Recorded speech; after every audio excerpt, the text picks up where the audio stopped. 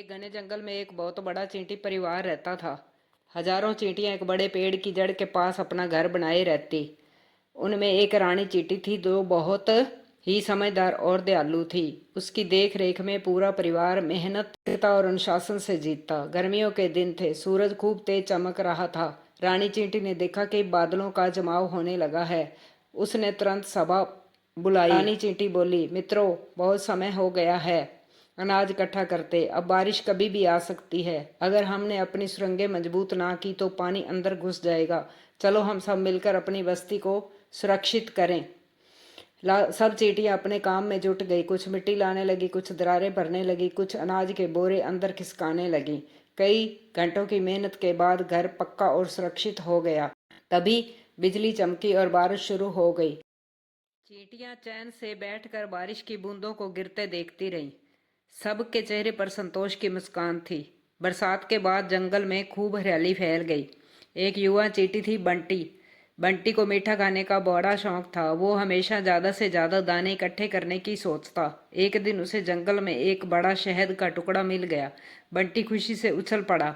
वाह, इतना सारा शहद, इसे अकेले खा लूंगा। वो छुप कर उसे खाने बैठा, लेकिन शहद उसके पैरों में चिपक गया। वो फंस गया। जितनी कोशिश करता उतना बुरा हाल होता। पास से एक लाल चींटी टोली गुजर रही थी। उन्होंने बंटी की आवाज़ सुनी, बचाओ, कोई मुझे बाहर निकालो। चींटियों ने मिलकर उसकी मदद की। काफ़ी मशक्क़त के बाद बंटी बाहर निकला। रानी चींटी ने उसे समझाया, देखो बंटी, ज़्यादा लालच हमेशा नुकसान करता है। अगर तुम हमें बुला लेते, हम सब मिलकर शहद बांट लेते। एकता में ही भलाई है। बंटी को गहरा पछतावा हुआ। उसने सबके सामने माफ़ी मांगी। तब से उसने कभी अकेले कुछ भी खाने की जिद नहीं की। मानसून अपने चरम पर था। एक रात अचानक मूसलाधार बारिश शुरू हो गई। नाले में बाढ़ आ गई।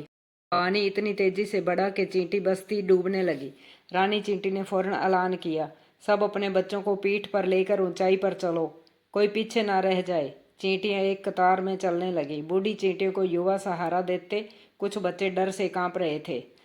तभी रानी चींटी ने देखा एक बीमार चींटी कीचड़ में फंसी है। वो तुरंत वहां पहुंची। उसने और दो मजबूत चींटियों को बुलाया। सबने मिलकर बीमार साथी को बाहर निकाला। पूरी टोली पेड़ के तने पर चढ़ गई। कई घंटे बाद बारिश थमी। जब सूरज निकला, सब ने राहत की सांस ली। रानी ने कहा, हमारा साथ ही हमारी ताकत है। बाढ़ में पुराना घर बहुत क्षतिग्रस्त हो गया था। अब नई जगह ढूंढनी जरूरी थी। खोजी चींटियों की टोली निकली। 2 दिन की यात्रा के बाद उन्हें एक बड़ी मिट्टी की दीवार मिली जो मजबूत भी थी और उसके पास अनाज भी भरपूर मात्रा में था। रानी चींटी ने घोषणा की, यहीं से हमारी शुरुआत होगी। हजारों चींटियां जुट गई। कुछ रास्ता बनाने लगी, कुछ अनाज जमा करने लगी, कुछ बच्चों को संभालने लगी। एक हफ्ते में नई बस्ती तैयार हो गई। सब ने मिलकर मेहनत की और एक सुंदर घर बनाया। नई बस्ती बसने के बाद एक बड़ा उत्साह मनाया गया। जंगल की दूसरी चींटी टोली भी आई। रानी ने कहा, हमारे जीवन की सबसे बड़ी सीख यही है, एकता, मेहनत और समझदारी से ही हर मुश्किल आसान होती है। उस रात सब ने साथ खाना खाया, गीत गाए और नई शुरुआत का जश्न मनाया। दोस्तों, ऐसी और कार्टून वीडियो देखने के लिए वीडियो को लाइक और चैनल को सब्सक्राइब जरूर करें। धन्यवाद।